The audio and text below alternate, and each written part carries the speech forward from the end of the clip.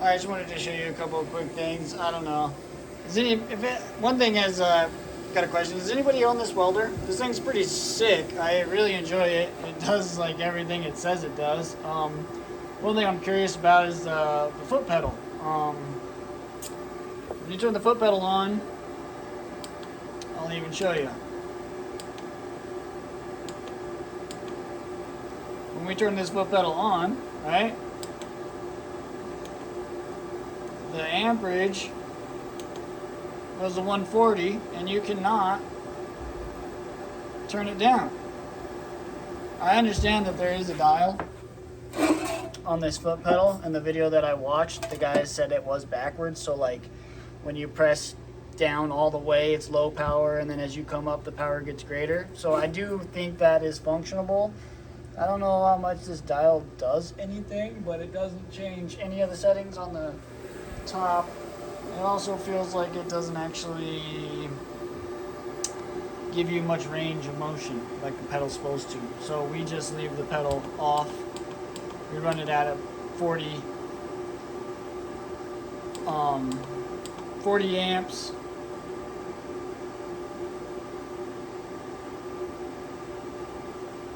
And then 5 pulses, and then 10% frequency or whatever all that is. 2T. And I use the foot pedal just to give me an on and off, so I have more. I don't like the button on that thing. This thing's pretty sweet though. Alright. Welding these chassis, doing a jig style like Harley, insanely easier than trying to do this bad boy by freehand. This is my first one out of 1/8 inch solid rod. I used it with nap gas and some silver solder. Just trying to hold it together with magnets and clips. Clips. These magnets. It's decently straight, but not nearly as good as this chassis is. Plus, just the weld quality, insanely better. It's a lot difficult when you have multiple joints right here to get them to look real pretty, but we're learning. This is just my third one. Before I found silicon bronze, I was trying to use E76, and that stuff, it takes a lot of heat to get that stuff to melt. I'll shut this bad boy off. Turn the gas off. But it takes a lot of heat to get that 76 to melt. The sib, it just kind of like, they call it brazing, and the sib gets hot, you just work it around the joint, and then boom, you have a pretty nice clean joint. I use this rigid 3/16 inch tube bender. It's got 3/16 dies. Also, some guy posted up this tube notcher on the Facebook page, WeRCRock Facebook page. This thing works pretty good. It's probably seen a good bit of use now.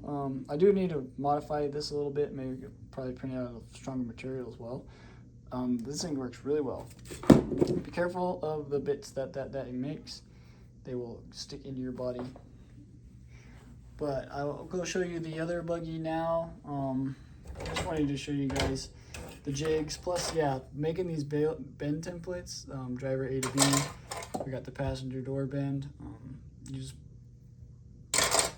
cut your tubes, mark them, bend them, send it.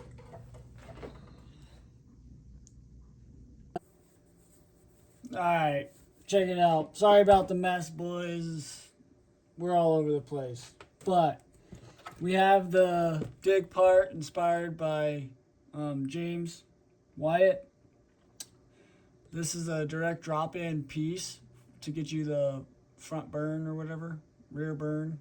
Front and rear burn. You know what I'm saying? Front dig. Rear burn.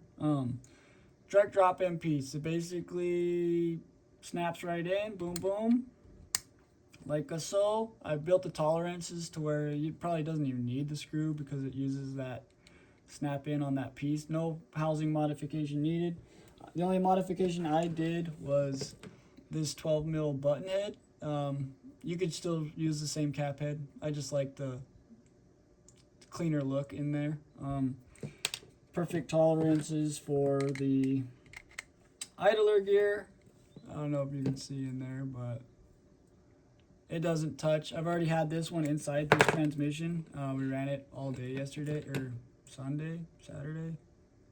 You can't even see, there's no wear marks on the aluminum at all.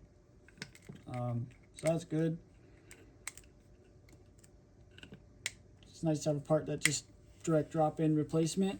No modifications of the housing needed. I am working on the other version of the dig. We're going to modify the bearing plate just like Brandon Kuntz did. Hopefully we can beat Vanquish to the punch. So the guys that want to run the rear motors, they can do that. Another thing that I designed that people are liking is this is just a VFD transmission with dig.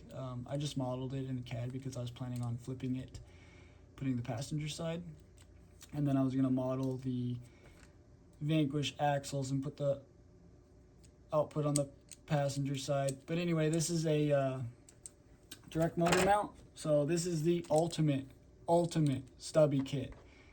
It doesn't get any more stubby than this. You do lose a little bit of the center of gravity, so instead of the motor being down here about this far back, the motor is up here, but the motor is in the proper position for a buggy. This one is mounted in the front, as you can see, underneath this engine cover. It's pretty good positioning for that. The dudes that are doing them in the back, it's looking sweet. But I run a 9-tooth pinion directly to this 52-tooth, I call it the new spur gear, that runs all the innards inside of here. Going to model the back half of this next, to have a full VFD, so that my parts also fit onto this. This motor plate, actually, these two are pretty identical. This motor plate is the same exact ones from the VFD and the twin. This one I think is a little bit different because it has a screw in the inside to hold this whole thing on right here. Anyway, this is my little blue bastard. It's got the plastic printed part in there, and I've been running the crap out of it. I have probably over 50 packs in it now. That's at least 10 minutes of runtime, so pretty good. I've actually ran it enough to actually break in a set of these Predator tires pretty well. As you can see, we've switched over to the G8s, and so now we're going to work those bad boys in. G8's way better. Predators, no good, too soft. These are like stickier for some reason. I don't know, I explain it. But if you guys want more information on this, let me know. I could let you down on how I kind of build it or put it together. Everything's pretty much designed by me other than the axles and then the transmission. But it's been really fun to make something that's completely your own. I really wanted a version of Caliph Redding's buggy. I met him in real life. He's a super cool dude. So, and he's also won the WeRCRock championships with the front motor buggy. So I feel like you don't need the rear engine to compete. Plus, I'm not a huge fan of them, but I am going to build one just because they are kind of cool. But I just like the underdog type of stuff. He's not a huge dude, but he does make really cool stuff, and he is able to compete with the guys with way more money than he does. So for him to beat them is 100% cool in my book. That's why I made it. The next one's going to be designed after Cody Wagner's Moonshine buggy. He let me drive that bad boy. That thing is so cool. Unforgettable experience. But anyway, if you guys like this type of content, be sure to subscribe. We will be doing a lot more buggy content in the future. And yeah, you can't see him in there, but that is my driver. Yeah, if you guys like this type of content, let me know.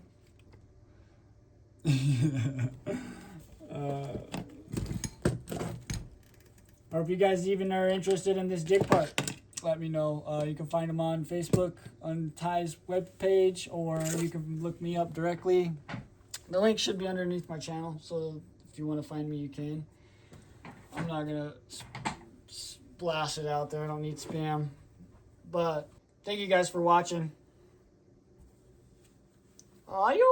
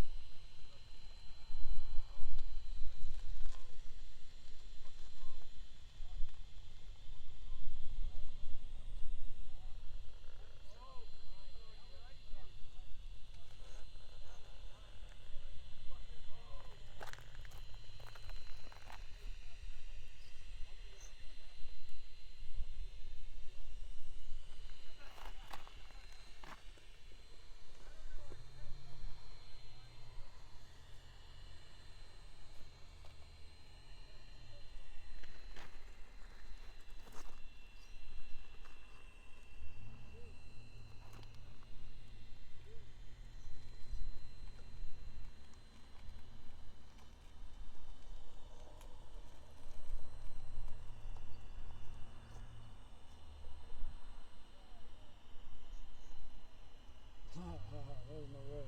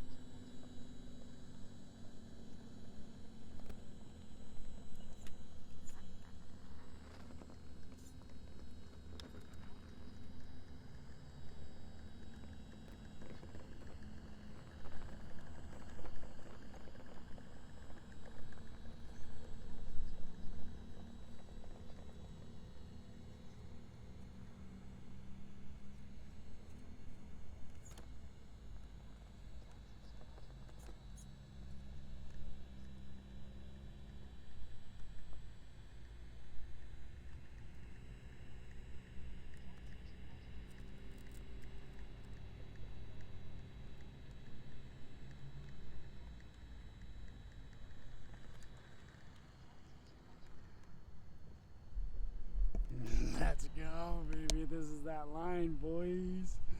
This is that line. If you know, you know. This buggy's legit.